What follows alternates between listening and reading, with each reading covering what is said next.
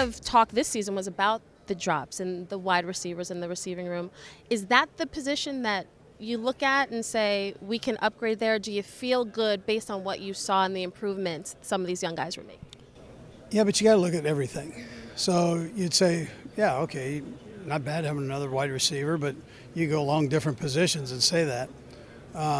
And that's where Brett's so good, because he kind of maneuvers around all of that stuff and keeps a clear head with it, doesn't get too emotional with it, and figures it out. So, and we're in the process. This is actually the first time we've kind of got going here on the personnel as coaches, and he wants us in. I mean, he wants us helping out. So, and then this is our first time meeting these kids. The scouts have all seen the guys at the different campuses. So we're just getting in here to have a chance to talk to these guys. I'm glad you brought up your GM, Brett Veach.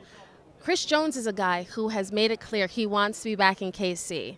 Obviously, you would love to have Chris, but just talk to me a little bit about how integral he's been in the success that you've had, and how confident you are that something will get done there. Yeah, so we'll give it our best shot, right? We'll give it our best shot because we love Chris Jones, and he knows it. He loves, he'd love to stay there too. So, and I think we'll be very competitive with that, yeah. It's new on NFL Live from our Jeremy Fowler. The Chiefs have informed L'Jarius Sneed that they are prepared to use the franchise tag and are open to consummate a trade off of it if no long-term deal is reached, per source.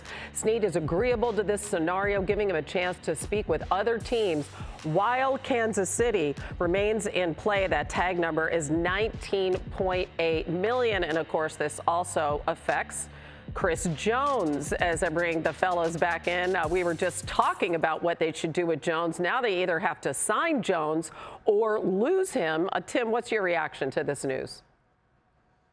Well, look, we know they were going to have to make a tough decision on one of these guys. And so this is usually kind of what happens when you have two really good players that are candidates for the tag. You got to tag one and then hope that you can work something out. Look, maybe because the relationship has been longer with Chris Jones and his representation, that you feel like this is the better path. Maybe it's because, Sneed's posture appears to be one that would be okay to play on the tag while he also sees what else is out there. And so I think there are a lot of factors, some of them just kind of personality and, I guess confidence in maybe getting something done with the player that was not tagged or the posture of the player who was. And it feels like that might be part of the scenario here for the Chiefs.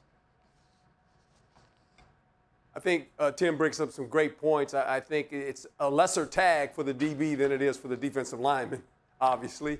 And I think if you're Sneed, you look at it from this standpoint, and I've said this numerous times, that if I was a player in today's world and I didn't get the contract that I wanted, I'd play on one-year deal. I'd be fine with that. I would bet on myself and try to hit the open market again the next year, because you're betting on yourself. Now, players are always worried about injury. Agents are worried about injury. But if you want to get top dollar, you don't really want a long-term contract, because the contracts go up every year.